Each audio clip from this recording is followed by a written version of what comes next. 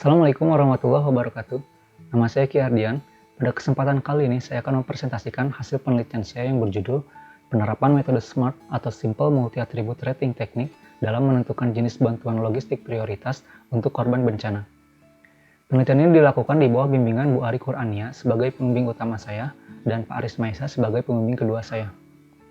Untuk mempersingkat waktu, saya akan langsung masuk ke slide presentasi saya. Sebelum saya masuk ke pembahasan utama, saya ingin membahas sedikit saja tentang informasi penelitian saya secara umum. Pertama, yang melatar belakangi penelitian ini adalah dua hal. Yang pertama, tuntutan dari Perka BNPB nomor 10 tahun 2012, yaitu tentang pengelolaan bantuan logistik. Kemudian yang kedua, terkait dengan kendala yang dialami oleh petugas BPBD Kota Bogor, tepatnya pada proses observasi lapangan dan proses analisis bantuan logistik. Dari latar belakang tersebut, kemudian kami menentukan bahwa tujuan dari penelitian ini adalah menerapkan metode SMART dalam menentukan jenis bantuan logistik prioritas untuk korban bencana.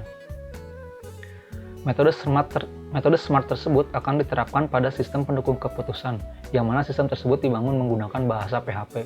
Kemudian basis data, kami menggunakan PostgreSQL, dan sistem sendiri akan memanfaatkan teknologi Line Frontend Framework.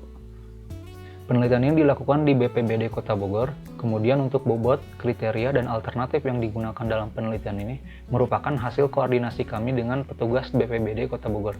Begitu juga dengan sampel data. Kami menggunakan sampel data yang disediakan oleh BPBD Kota Bogor.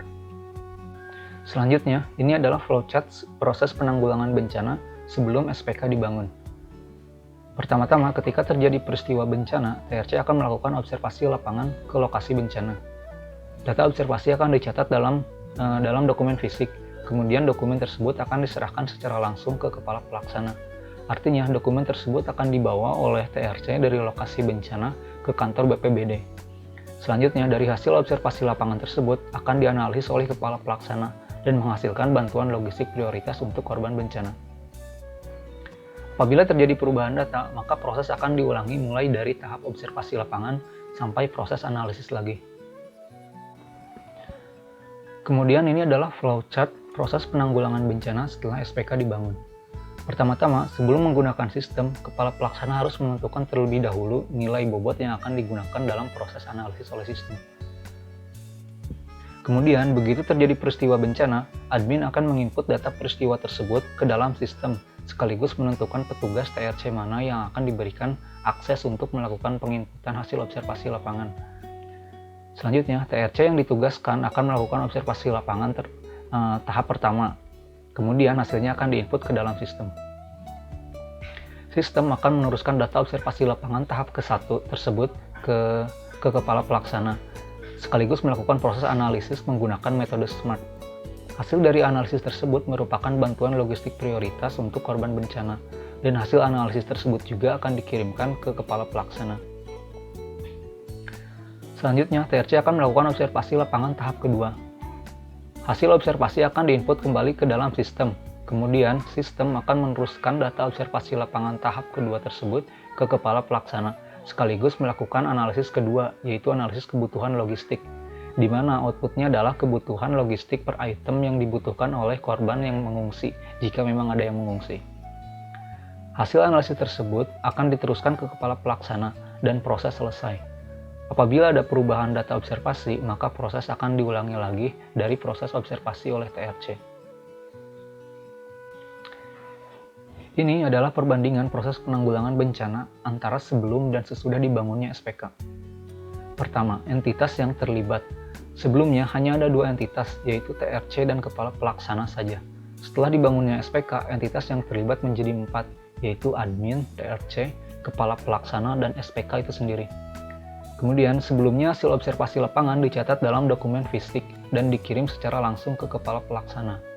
Setelah adanya SPK, pencatatan dilakukan ke dalam sistem dan data tersebut dapat langsung dilihat oleh kepala pelaksana. Selanjutnya pada proses analisis. Sebelumnya proses analisis bantuan logistik prioritas dilakukan secara manual oleh kepala pelaksana. Setelah adanya SPK, proses tersebut dilakukan otomatis oleh sistem. Dan yang terakhir adalah laporan, yang mana sebelumnya tidak ada arsip yang menyimpan hasil analisis kebutuhan logistik. Setelah adanya SPK, semua laporan analisis akan disimpan ke dalam database, dan kepala pelaksana dapat mengunduhnya dalam bentuk PDF. Hasil dari penelitian ini adalah sistem pendukung keputusan itu sendiri, dan beberapa spesifikasi yang dimiliki sistem diantaranya, pertama memiliki 3 level hak akses, yaitu admin, TRC, dan kepala pelaksana. Kemudian sistem juga sudah terintegrasi dengan aplikasi Line Messenger, di mana memungkinkan proses penginputan observasi lapangan dapat dilakukan melalui aplikasi Line. Selanjutnya, seperti yang sudah disebutkan sebelumnya, terdapat dokumentasi atau laporan juga untuk setiap peristiwa bencana yang terjadi. Kita dapat lihat pada laporan ada beberapa informasi yang ditampilkan, di antaranya seperti rincian peristiwa itu sendiri, kemudian hasil observasi tahap 1 dan 2, kemudian ini adalah bantuan logistik prioritas yang dihasilkan, yang dianalisis oleh sistem menggunakan metode SMART. Ini juga ada kebutuhan logistik dalam bentuk paket yang ditunjukkan untuk korban terdampak. Dan ini adalah kebutuhan logistik satuan yang ditunjukkan untuk korban yang mengungsi, jika memang ada yang mengungsi. Kemudian, fitur lainnya adalah fleksibilitas nilai bobot, yang artinya nilai bobot pada sistem dapat diubah apabila diperlukan. Selanjutnya, pada SPK juga sudah dilakukan 4 pengujian, diantaranya uji struktural, uji fungsional, uji validasi, dan uji correctness. Untuk uji correctness ini kami akan coba bahas lebih jauh, karena hasil dari pengujian ini berkaitan erat dengan hasil analisis yang dilakukan oleh SPK. Untuk tujuan dari uji correctness itu sendiri adalah untuk mengukur akurasi atau ketepatan output analisis yang dilakukan oleh sistem pendukung keputusan. Pengujian ini dilakukan dengan cara membandingkan hasil analisis yang dilakukan oleh sistem dengan analisis yang dihitung secara manual oleh manusia, yang dalam hal ini adalah oleh petugas BPBD Kota Bogor. Semakin tinggi kemiripannya, maka semakin tinggi juga akurasi ketepatan analisis yang sudah dilakukan oleh sistem. Ini adalah perbandingan hasil analisis yang dilakukan oleh sistem pendukung keputusan dengan analisis yang dilakukan secara manual oleh tim BPBD Kota Bogor pada 15 studi kasus berbeda.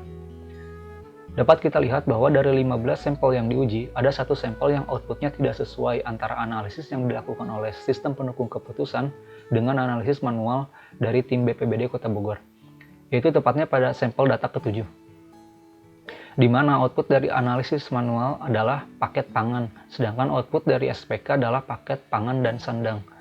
Dan jika disimpulkan dari 15 sampel yang diuji ini, maka akurasi kesesuaian hasil analisis SPK dengan analisis manusia atau analisis yang dilakukan oleh secara manual sebesar 93,33%, dan kemungkinan salahnya sekitar 6,67%.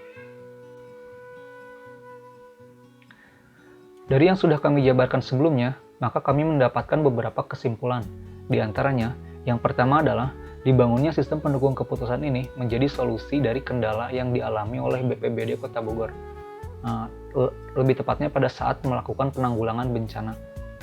Di antaranya, mempercepat lajur pengiriman informasi hasil observasi oleh TRC ke kepala pelaksana, dan yang kedua adalah mempercepat proses analisis kebutuhan logistik prioritas untuk korban bencana. Kemudian yang kedua adalah hasil analisis sistem pendukung keputusan untuk bantuan logistik prioritas memiliki akurasi ketepatan sebesar 93,33% berdasarkan sampel data yang diuji dalam penelitian ini.